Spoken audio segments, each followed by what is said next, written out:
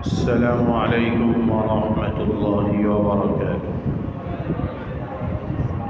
الحمد لله نحمده ونستعينه ونستغفره ونعوذ بالله من شرور أنفسنا من سيئات أعمالنا. من يهده الله فلا مضل له ومن يضلله فلا هادي له. ونشهد أن لا إله إلا الله وحده لا شريك له. ونشهد أن سيدنا وسندنا ومولانا محمدا عبده ورسوله صلى الله تعالى عليه وعلى آله وأصحابه وبارك وسلم تسليما كثيرا كثيرا. أما بعد فأعوذ بالله من الشيطان الرجيم.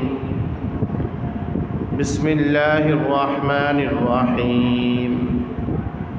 ومن الناس من يعجبك قوله في الحياة الدنيا ويشهد الله على ما في قلبه وهو ألد الخصام. وإذا تولى سعى في الأرض ليفسد فيها ويهلك الحرث والنسل والله لا يحب الفساد. وإذا قيل له اتق الله أخذته العزة بالإثم فحسبه جهنم ولبئس المهاد. ومن الناس من يشتري نفسه ابتغاء مرضات الله والله رؤوف بالعباد. بارك الله لنا ولكم في القرآن العظيم ونفعنا وإياكم بالآيات والذكر الحكيم. درود شريف پڑھیں.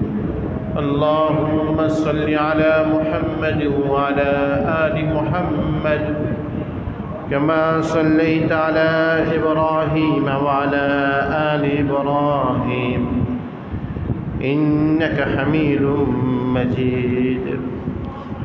اللهم بارك على محمد وعلى آل محمد كما باركت على إبراهيم وعلى آل إبراهيم إنك حميد مجيد. আজকে জুমা পূর্ব বয়ানের মজলিসে সমবেত মুসল্লিয়ানে কেরাম, সম্মানিত মুরব্বী সাহেবা, আল্লাহ রাব্বুল আলামিনের আলিশান দরবারে অসংখ্য অগণিত শুকরিয়া জ্ঞাপন করছি, যিনি আমাদেরকে জুমার নামাজ আদায় করার জন্য আল্লাহর ঘর মসজিদে আসার তৌফিক দান করেছেন। আল্লাহর এই নিয়ামতের শুকরিয়া আদায়ের লক্ষ্যে অন্তরের অন্তঃস্থল থেকে একবার কালিমাতুশ শুকর আদায় করি আলহামদুলিল্লাহ। মানুষের মধ্যে কিছু মানুষ এমন আছে যারা শুধুমাত্র দুনিয়াই চায়।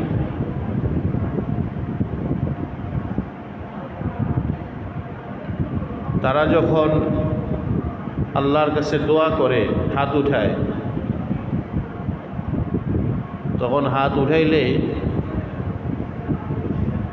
আল্লাহর সাথে তার কোনো সম্পর্কের কথা, মায়া দরদ ভালোবাসার কথা কোনো কিছুই বলে না, এবং আখিরাতের কোনো কিছু পাওয়া, এই জন্য আল্লাহর কাছে কোনো কিছু চাওয়া, এরকম তাদের দ্বারা দোয়ার মধ্যে আর হয় না। তারা শুধুই চিনে দুনিয়া আর দুনিয়া, দুনিয়া ছাড়া তারা আর কিছু চিনে না। আল্লাহর সাথে তাদের সম্পর্ক কি, কোন ধরনের সম্পর্ক, এই সম্পর্কেরও তারা কোনো লিহাজ করে না, এবং পরকালের তাদের কোনো চাওয়া পাওয়া বলতে মনে হয় কিছু নেই। এরা শুধুমাত্র এই দুনিয়ার কথাই, হাত উঠাইলে আল্লাহর কাছে দুনিয়ার কথাই বলবে। দুনিয়ার কি লাগবে, দুনিয়ার কি হবে। জায়নামাজটা আছে,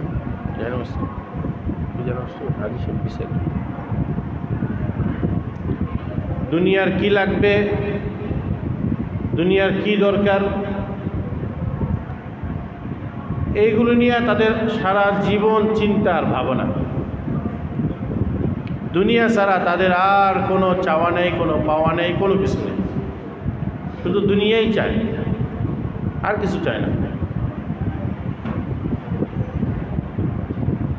আল্লাহর সাথে তাদের আর কোনো চাওয়া পাওয়া নেই। পবিত্র কোরআনে আল্লাহ তাআলা এমন মানুষের কথাও আলোচনা করছে। আল্লাহ রাব্বুল আলামিন পবিত্র কোরআনে ইরশাদ করেন, وَمِنَ النَّاسِ مَن يَقُولُ رَبَّنَا آتِنَا فِي الدُّنْيَا وَمِنَ النَّاسِ مَن يَقُولُ رَبَّنَا آتِنَا فِي الدُّنْيَا। কিছু মানুষ আছে এরা হাত উঠাইলে আল্লাহর কাছে বলে, আল্লাহ আপনি আমাদের রব, আপনি আমাদেরকে দুনিয়াটা দিয়ে দেন,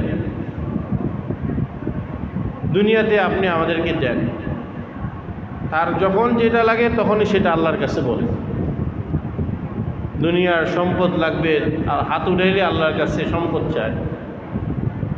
দুনিয়ার সম্মান লাগবে, হাত উঠাইলে আল্লাহর কাছে সম্মান চায়। দুনিয়ার ক্ষমতা লাগবে, হাত উঠাইলে আল্লাহর কাছে ক্ষমতাই চায়। এই মাল, ইজ্জত আর হুকুমত, এই তিনটাই আল্লাহর কাছে তারা সবসময় চায়।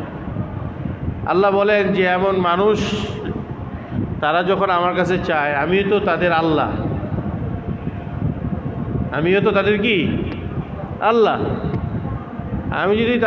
আমি যদি পশু পাখিরে খাওয়াইতে পারি, আমি যদি জীব জন্তুরে খাওয়াইতে পারি, আমি যদি কীট পতঙ্গকে খাওয়াইতে পারি, তাহলে এমন মানুষকেও আমি দিব, তাদেরও আল্লাহ, তারা যেটা চায় তাদেরকেও দিব। কিন্তু ওমা লাহু ফিল আখিরাতি মিন খালাক, এরা দুনিয়াই চাইলো, দুনিয়াই পাইল, আখিরাত চাইল না, আখিরাতের কিচ্ছু পাইব না। এটা একটা উদাহরণ দিয়ে আমি বুঝাই। কিছু কিছু সন্তান আছে বাবার কাছে, মার কাছে শুধু সম্পত্তি চায়, কোনো রকমের কোনো মা বাবার দোয়া, ভালোবাসা এগুলো চায় না। এমন সন্তান দুনিয়াতে আছে কি নাই? তো যেটা চায় ওইটাই তারা দেয়, মা বাবা দিয়েই খালাস করে দেয়। মা বাবার থেকে দোয়া, ভালোবাসা, মহব্বত তারা পায় না। যখন দুনিয়ার থেকে মা বাবা চলে যায়, মানে এই সম্পদ আর কয়দিনের, খায়া লয়া যখন সব শেষ করে ফেলে, তখন দেয় যে আরে সামনে তো সব অন্ধকার। আর কিছু সন্তান আছে তারা এই সম্পদের দিকে ওইভাবে তাকায় না, তারা মা বাবার ভালোবাসা আর দয়া, মায়া, দোয়াটা চায়। এদেরকে মা বাবা কিছু না দিলেও, মরে গেলেও এই সন্তানদের জন্য আল্লাহ তাআলা সব কিছু ব্যবস্থা করে রাখে। এই যে উদাহরণটা দিলাম, এটা কি বাস্তব না অবাস্তব? ঠিক এরকমভাবে আল্লাহর কাছে যখন কেউ চায়, দুনিয়া চায়, আল্লাহ তো তাদেরও আল্লাহ, এই জন্য আল্লাহ তাদেরকে দিয়ে দেন। কিন্তু আল্লাহ বলেন ওমা লাহু ফিল আখিরাতি মিন খালাক, আখিরাতে তার কোনো হিস্সা নেই, অংশ নেই। আর মুমিন, বুদ্ধিমান, নেককার, পরেজগার, মুত্তাকি,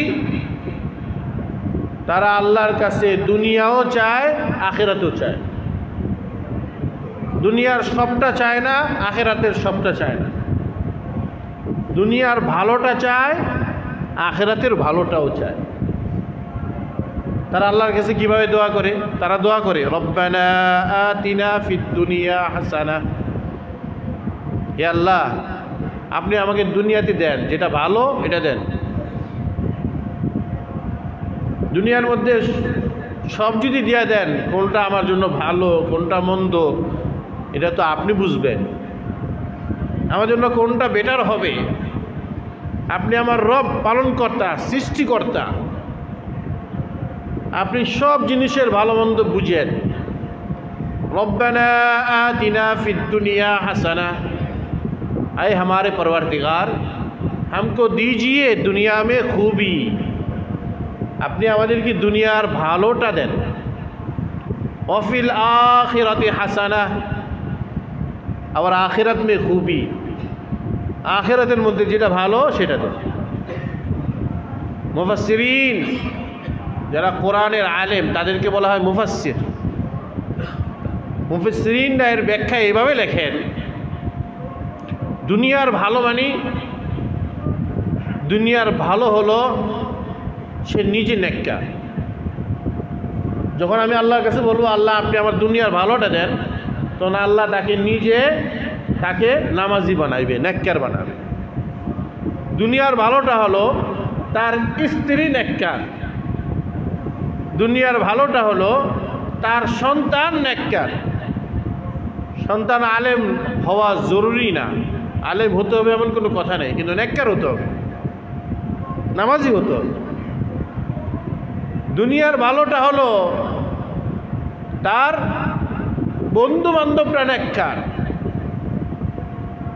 তার কোনো অসৎ বন্ধু নাই। দুনিয়ার ভালোটা হলো তার ইনকাম হালাল, বলেন সুবহানাল্লাহ। যে নিজে নেককার, স্ত্রী নেককার, সন্তান নেককার, বন্ধু বান্ধব নেককার, ইনকাম হালাল, সে মনে করতে হবে আল্লাহ তাআলা তার দুনিয়ার ভালোটা দিচ্ছেন। দুনিয়ার কিটা দিচ্ছেন? ভালোটা দিচ্ছেন। কিন্তু নিজে নেককার না, বা স্ত্রী নেককার না, সন্তানাদি নেককার না, কিন্তু দুনিয়ার সে সম্পদ পাইছে, ইজ্জত পাইছে, পদ পাইছে, ক্ষমতা পাইছে, তাহলে বুঝতে হবে যে সে দুনিয়া পাইছে কিন্তু দুনিয়ার ভালোটা পায়নি। দুনিয়ার কিটা পায়নি ভাই? ভালোটা পায়নি। এটা হলো দুনিয়ার ভালোর বিবরণ। আর আখেরাতের ভালো কি? আখেরাতের ভালো হলো মুফাসসিরিন, কোরআনের আলেম, তারা ব্যাখ্যায় বলেন আখেরাতের ভালো হলো তার কবরটা জান্নাতের বাগান হয়ে যাবে। সুবহানাল্লাহ। হাসরের ময়দানে আল্লাহর আরশের নিচে তার ছায়া হবে। সুবহানাল্লাহ। হিসাব নিকাশ একেবারে আসান, পানির মতন আসান হয়ে যাবে। সুবহানাল্লাহ। আর তাকে আল্লাহ তাআলা জান্নাতের মধ্যে সবচেয়ে ভালো জান্নাত, জান্নাতুল ফিরদাউসের বাসিন্দা বানায় দেবেন। এগুলো সব আখিরাতের ভালো।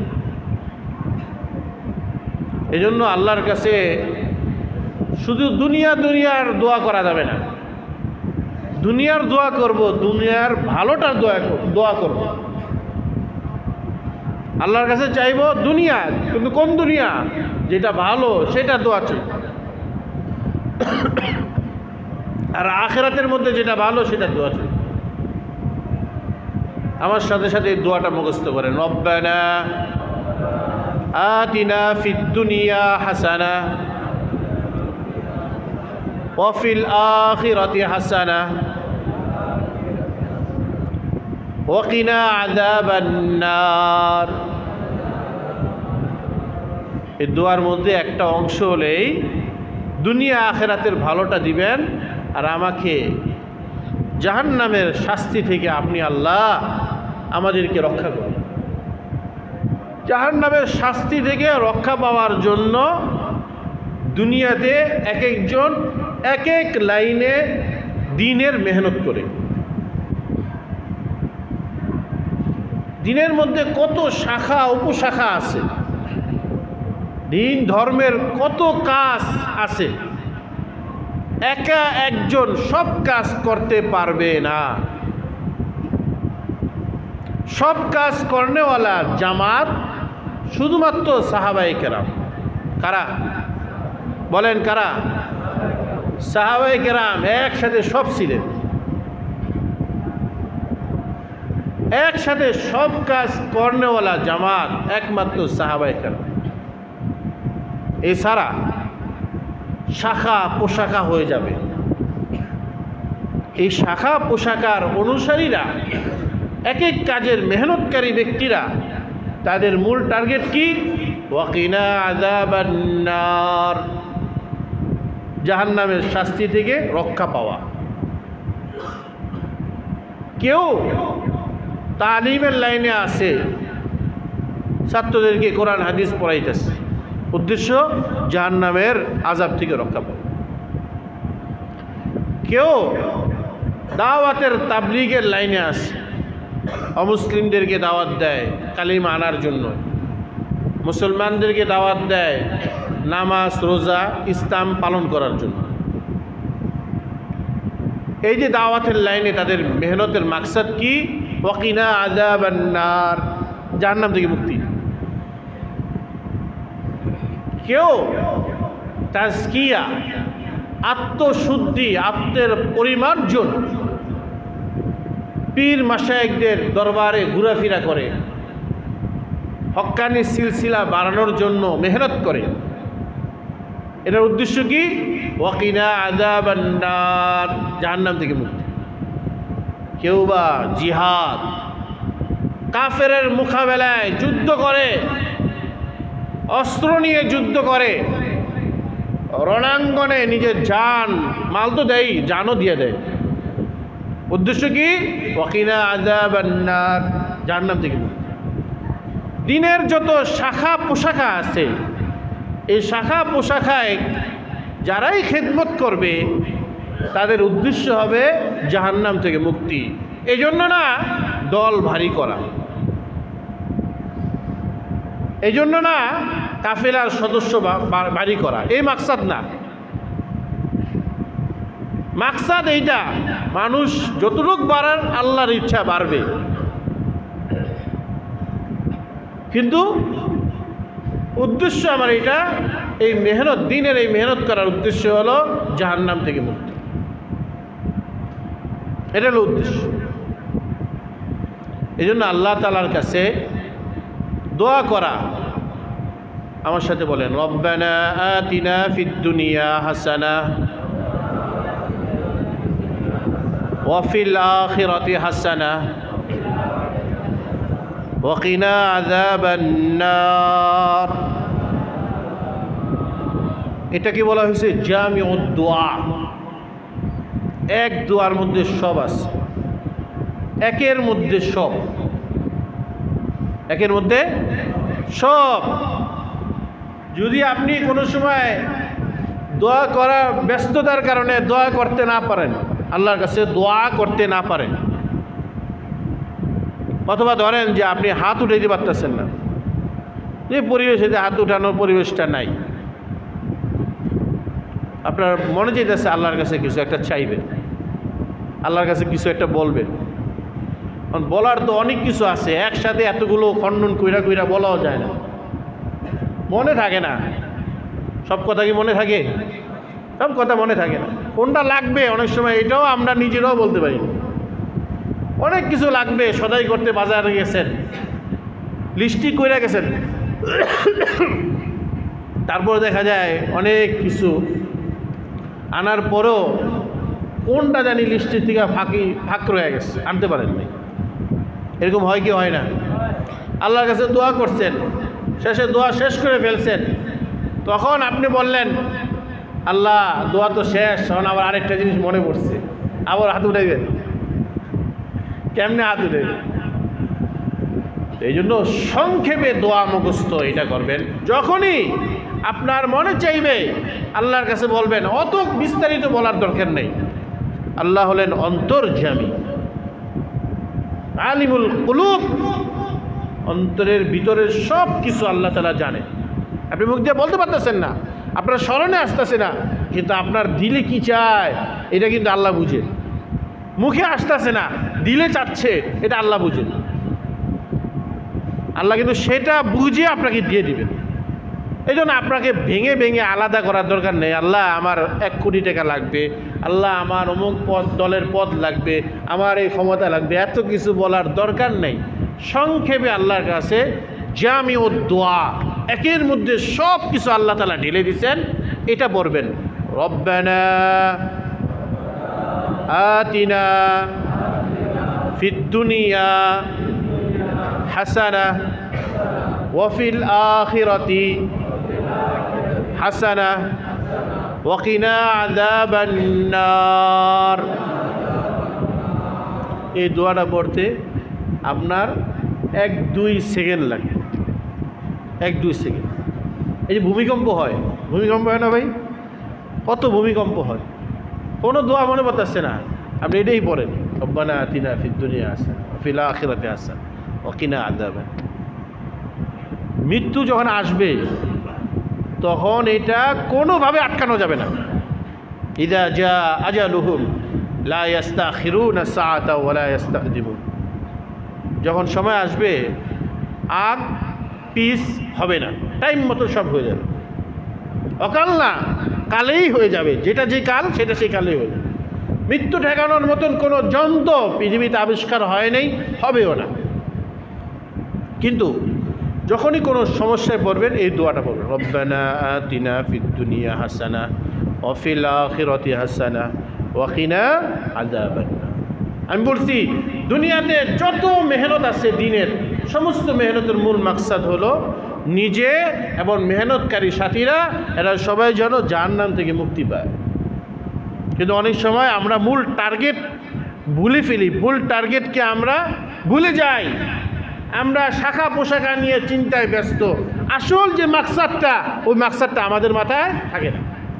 এমন হয় কি হয় না বলেন? এই মাকসাদ যখন হারিয়ে যাবে তখন মেহনতকারী ব্যক্তিদের মধ্যে দ্বন্দ্ব লাগবে,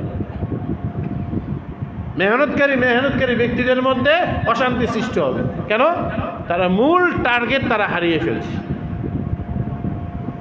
এই জন্য মেহনত করে আখিরাতের, কিন্তু দুনিয়ার মতো তাদের ঝগড়া লেগে যায়। এবার আসেন রাসূল আকরাম সাল্লাল্লাহু আলাইহি ওয়াসাল্লামের জমানায় মদিনার মধ্যে একটা ব্যক্তি আসলো, নাম তার আখনাস বিন শরীক। আখনাস বিন শরীক এই ব্যক্তি নবীজি সাল্লাল্লাহু আলাইহি ওয়াসাল্লামের সাথে মদিনায় এসে সাক্ষাৎ করছে।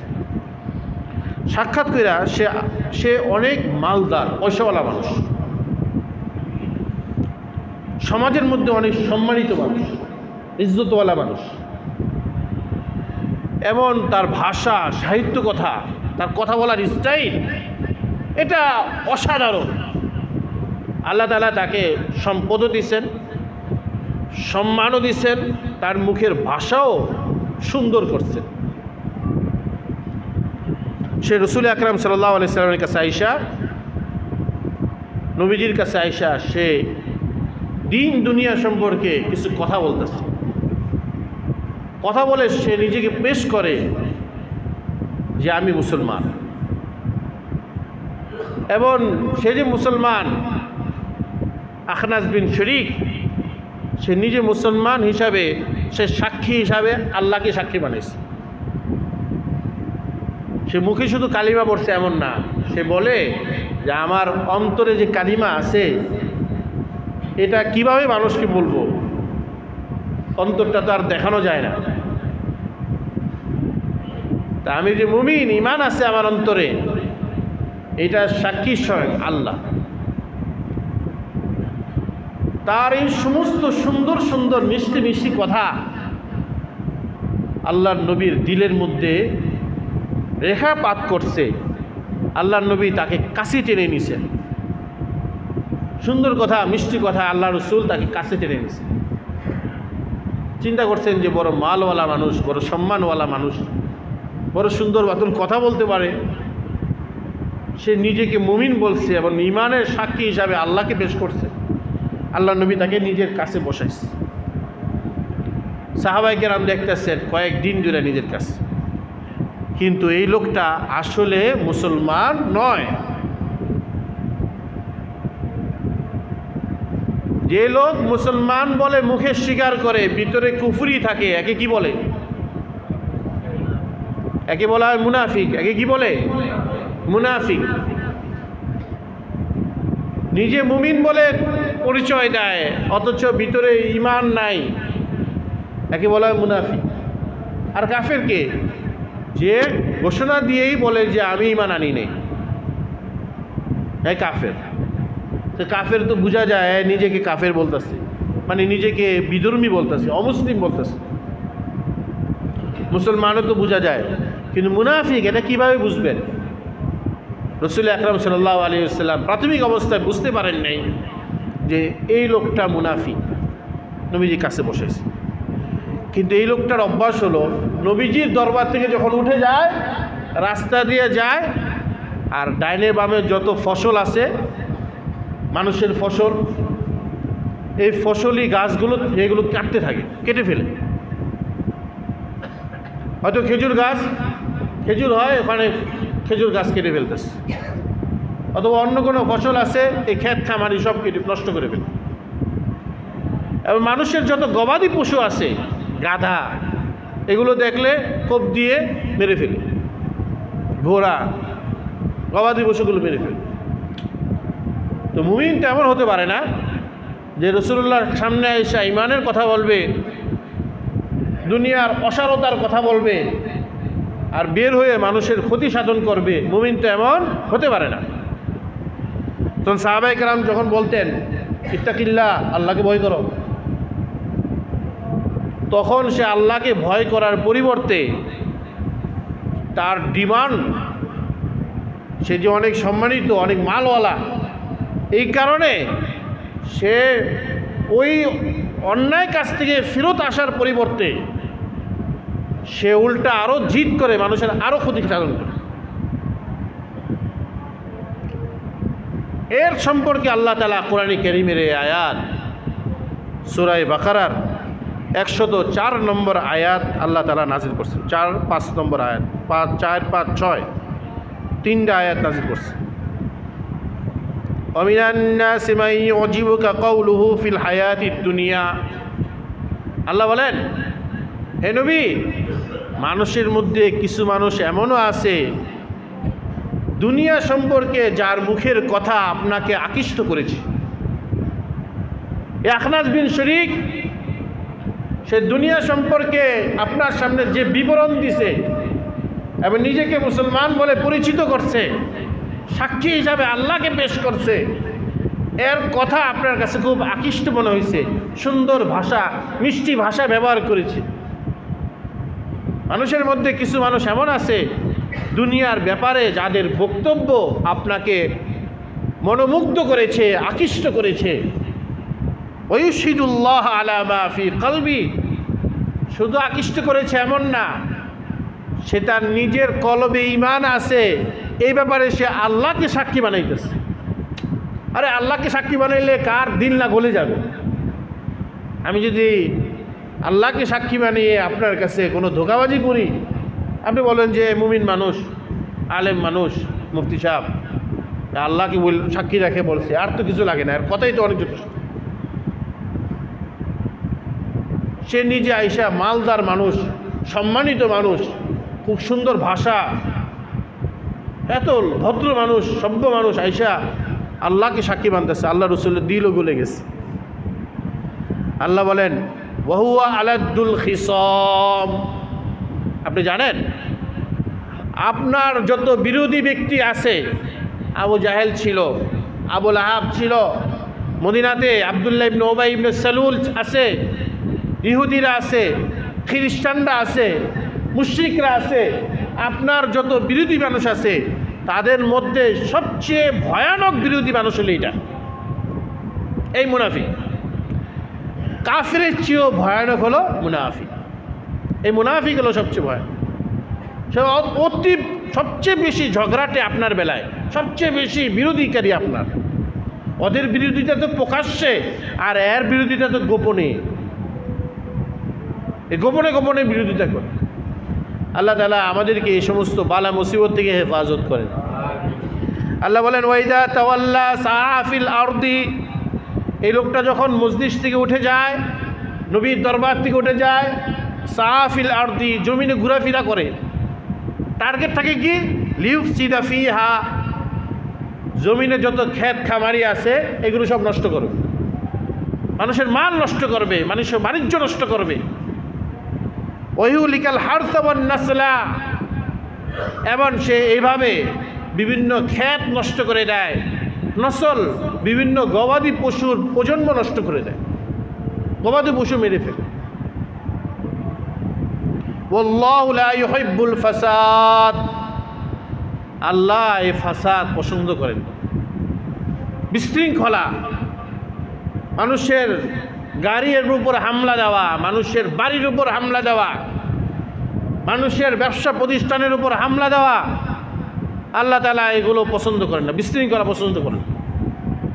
ওয়াইদা কিলা লাহুত্তাকিল্লাহ, যখন সাহাবায়ে কেরাম তাকে বলেন এই আল্লাহকে ভয় করেন, আপনার দিলে আল্লাহ আছেন, যেটা নবীর সামনে বলে আসলেন, মুমিনের পরিচয় দিলেন, নেককারের পরিচয় দিলেন, অথচ মানুষের গাড়িতে হামলা দেন, মানুষের বাড়িতে হামলা দেন। ইত্তাকিল্লাহ, আল্লাহকে ভয় করেন।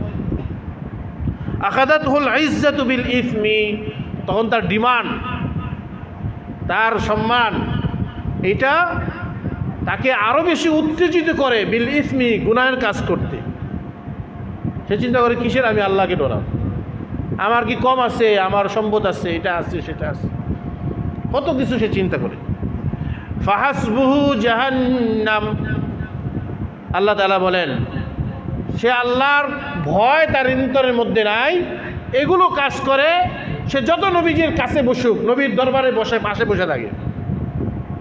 কিছু মানুষ আছে না বড় বড় পীর সাহেবের দরবারে একেবারে পীর সাহেবের কাছে বসে থাকে, আছে না এরকম মানুষ? বিভিন্ন মাহফিলে একেবারে কাছে বসে থাকে, বিভিন্ন আমিরের কাছে একেবারে বসে থাকে, দরবারের কাছে, বিভিন্ন আমিরের কাছে, বিভিন্ন ইসলামী বক্তাদের কাছে বসে আছে, কিন্তু মানুষের ক্ষতি সাধন করে।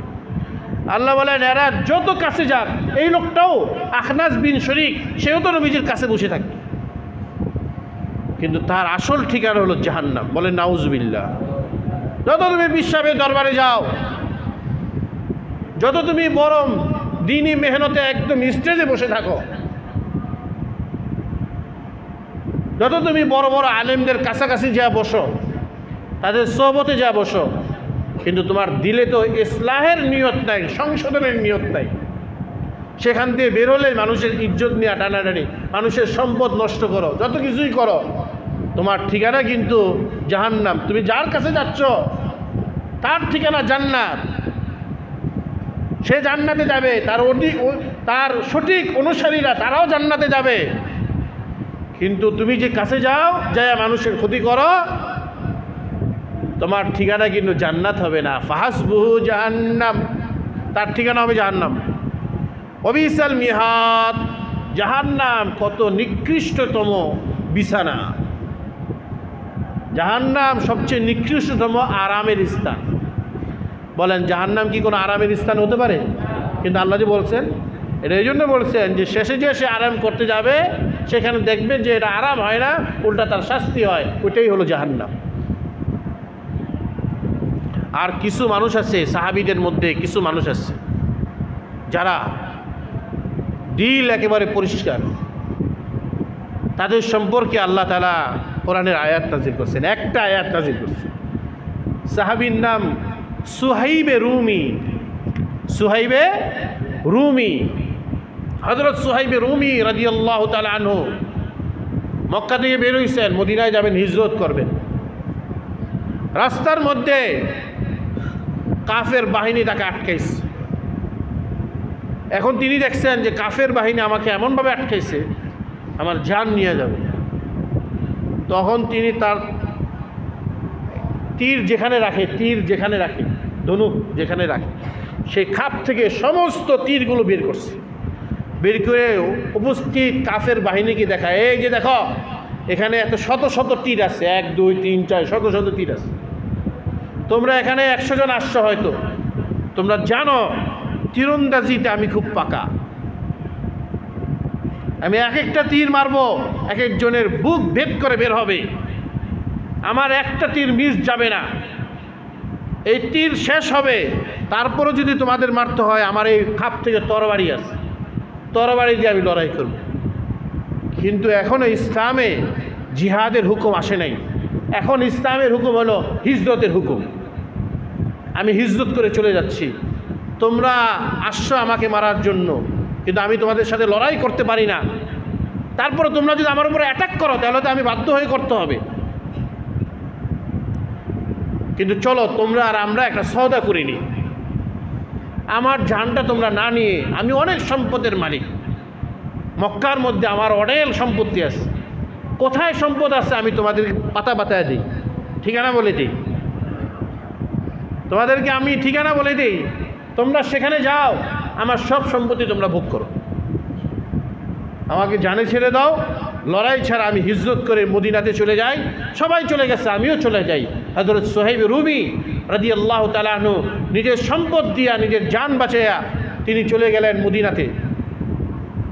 তখন তারাও এটা মেনে নিছে, তারাও তাকে চলে গেছে। লোভ তো কাফেরদের আসল তো ব্যক্তি মুহাম্মদ না, কাফেরদের আসল তো আবু বকর, ওমর, ওসমান, সুহাইব রুমি সাহাবী না। তাদের উদ্দেশ্য হলো নেতৃত্ব, তাদের উদ্দেশ্য হলো দুনিয়া, তাদের উদ্দেশ্য হলো এটা। এই জন্য তারা সম্পদ পাইছে, একে ছেড়ে দিছে। যায় রাসূলুল্লাহ সাল্লাল্লাহু আলাইহি সাল্লামের কাছে সরাসরি মদিনাতে যায় নবীজির সাথে সাক্ষাৎ করছে। নবীজি দেখে তাকে হাসতেছে, বলছেন সুহাইব তুমি কি করেছ? পুরা সাহাবীদের মজমার মধ্যে দাঁড়িয়ে তার নিজের কামের কারগুজারি বলছেন, ইয়া আল্লাহর রাসূল, তারা আমার জান নিতে চাইছে, জানের বদলে আমি সম্পদ দিয়ে এইভাবে চলে আসি। রাসূলুল্লাহ বলেন তোমার এই সওদা এটা অত্যন্ত লাভবান হয়েছে, অত্যন্ত ব্যবসাটা তোমার অনেক ভালো হয়েছে, সম্পদ দিয়া নিজের জান বাঁচাইছো, এই ব্যবসাটা ভালো। এখান থেকে মাসলা ওলামায়ে কেরাম বের করেন, যদি কোনো সময় ছিনতাইকারের কবলে কেউ যদি হয়, তাহলে ছিনতাইকার থেকে রক্ষা পাওয়ার জন্য নিজের সমস্ত হাতে উপস্থিত যেগুলো আছে সব দিয়ে দাও, তারপর নিজের জান বাঁচাও। এখান থেকে ওলামারা মাসলা বের করে। সম্পদ রক্ষা করতে যায় নিজের জানকে বিপদাপন্ন করে দেওয়া, এটা ইসলাম সায় দেয়, দিয়ে দাও সব, চলে যান। এই সুহাইব রুমি সম্পর্কে কোরআনে কারীমের আয়াত নাযিল হয়েছে। আল্লাহ তাআলা বলেন, ওয়ামিনান নাসি মান ইয়াশতারি নাফসাহু ইবতিগাআ মারদাতিল্লাহ। মানুষের মধ্যে কিছু মানুষ, নেককার মানুষ এমন আছে যারা নিজের জানকে কিনে নেয় ওই মাল দিয়ে। কেন? ইবতিগাআ মারদাতিল্লাহ, তারা আল্লাহর সন্তুষ্টি তাদের কামনা। তারা জীবনে বেঁচে থাকবে, দিনের কাজ করবে, রাসূলুল্লাহর সোহবত নেবে, সাহাবীদের মজমার মধ্যে থাকবে, দিনকে অগ্রসর করবে, এই জন্য নিজের জান বাঁচাইছে মাল দিয়া। আল্লাহ বলেন ওয়াল্লাহু রাউফুম বিল ইবাদ। এমন বান্দা যারা, আল্লাহ তাআলা সে সমস্ত বান্দাদের সম্পর্কে দয়ালু। আল্লাহ তাআলা তাদের দুনিয়ার গুনাহ খাতা মাফ করছেন, আখিরাতে আল্লাহ তাআলা তাদেরকে জান্নাত নসিব করে দিবেন। আল্লাহ তাআলা তাদের উপর দয়ালু, দুনিয়ার গুনাহ খাতা মাফ করেন। এমনভাবে মাফ করছেন সাহাবায়ে কেরামের গুনাহ, এমনভাবে মাফ করছেন যে সাহাবায়ে কেরামের অতীত জীবনের কোনো কথা নিয়ে কেউ যদি সমালোচনা করে, মন্দ বের করে, তাহলে এটাকে বলা হয়েছে কুফরি। এটাকে কি বলা হয়েছে? কুফরি। কোনো আলেম বলছেন এটা হলো কবিরা গুনাহ, কোনো আলেম বলছেন এটা হলো নিফাকি। সাহাবীদের সমালোচনা, সাহাবীদের ভুল বের করা, তাদের কাজের বিভিন্ন ভুল ত্রুটিগুলো আলোচনায় নিয়ে আসা, তাদের মান সম্মান কমায় দেওয়া, এটা কোনো আলেম বলছেন। কোনো আলেম বলছেন এটা মুনাফিকি, কোনো আলেম বলছেন এটা কুফরি, কোনো আলেম বলছেন এটা কবিরা গুনাহ। এমন ব্যক্তি ফাসেক যে সাহাবীদের দোষ ত্রুটি বর্ণনা করে, এমন ব্যক্তি সে আলেম হইলেও তার পিছনে ইমামতি করা, তার পিছনে নামাজ পড়া জায়েজ নাই, মাকরুহ।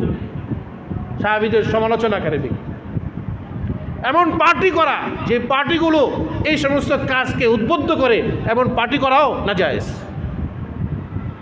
উলামায়ে কেরাম লিখছে, আকিদাতুত তাহাবীর মধ্যে আছে, লা নাযকুরু আহাদাম মিন আসহাবি রাসূলিল্লাহ সাল্লাল্লাহু আলাইহি সাল্লাম ইল্লা বিল খায়র। আকিদার কিতাব আকিদাতুত তহাবির মধ্যে আছে। সমস্ত ওলামারা, সমস্ত মাযহাবের ইমামরা, ইসলামের সোনালী যুগ থেকে সমস্ত আলেমরা এই ব্যাপারে একমত। আমরা সাহাবীদের আলোচনা করব না, তবে আলোচনা করলে ইল্লা বিল খায়ের, ভালো আলোচনা করব। ওহুব্বুহুম ঈমানুন, সাহাবীদেরকে ভালোবাসা মানে ঈমান। আল্লাহর উপর ঈমান, যেমন কালিমা বললে আল্লাহর উপর ঈমান হয়, ঠিক সাহাবীদেরকে ভালোবাসাও ঈমানদারি, ঈমানের কথা। ওয়া বুগদুহুম কুফরুন ওয়া নিফাকুন, আর সাহাবীদের প্রতি বিদ্বেষ রাখা, হযরত মুআবিয়া এই কাম করছে, হযরত উসমান এই কাম করছে, হযরত ওমর এই কাম করছে, এইভাবে বিভিন্ন কাজের কথা বলে বলে সাহাবীদের প্রতি বিদ্বেষ আনা কুফরুন, এটা একটা কুফরি কাজ। আল্লাহ তাআলা আমাদের সবাইকে হেফাজত করে। সাহাবীদের প্রতি ঈমান, সাহাবীদের প্রতি মহব্বত, এটাই ঈমান। এই জন্য সাহাবায়ে কেরাম সম্পর্কে আল্লাহ তাআলা বলছেন, তাদের প্রতি আল্লাহ তাআলা এত দয়ালু যে তাদের গুনাহ খাতা পর্যন্ত আল্লাহ তাআলা মাফ করে দিয়েছে। হাদিস শরীফের মধ্যে রাসূল আকরাম সাল্লাল্লাহু আলাইহি ওয়াসাল্লাম বলছেন, লা তামাসসুন নার মান রাআনি আও রাআ মান রাআনি। আল্লাহ রাসূল বলছেন, যে দুটা চোখ আমি রাসূলকে দেখেছে, ঈমানের সাথে দেখেছে। আবু জাহেলও তো দেখছে, কিন্তু তার ঈমান ছিল না। আবু বকর দেখছে, ঈমানের সাথে দেখছে। যে দুটা চোখ রাসূলুল্লাহকে দেখেছে, লা তামাসসুন নার, এমন ব্যক্তি হাজার হাজার নয়, লক্ষ লক্ষ সাহাবী, এই সাহাবীদেরকে জাহান্নামের আগুন স্পর্শ করতে পারবে না। বলেন সুবহানাল্লাহ। স্পর্শ করতে পারবে জাহান্নামের আগুন, স্পর্শ করতে পারবে না জাহান্নামের আগুন যারা আল্লাহ রাসূলকে দেখছেন। সাহাবায়ে কেরাম, এই সাহাবায়ে কেরামের কুরবানি কারণে ইসলাম আমাদের কাছে আসছে। আর আমরা যদি সাহাবায়ে কেরামের বদনাম গাই, আমরা যদি সাহাবায়ে কেরামের বিভিন্ন ভুল ত্রুটি তুলে ধরতে থাকি, অথচ এগুলো তাদেরকে মাফ করে দেওয়া হয়েছে, এই হাদিসে তো পরিষ্কার বোঝা যায়। যদি করি তাহলে আমাদের ঈমানে ঘাবলা আসবে, ঘাটতি হবে, আমাদের ঈমান তখন নিফাক হয়ে যাবে, আমাদের মধ্যে তখন কুফরি চলে আসবে।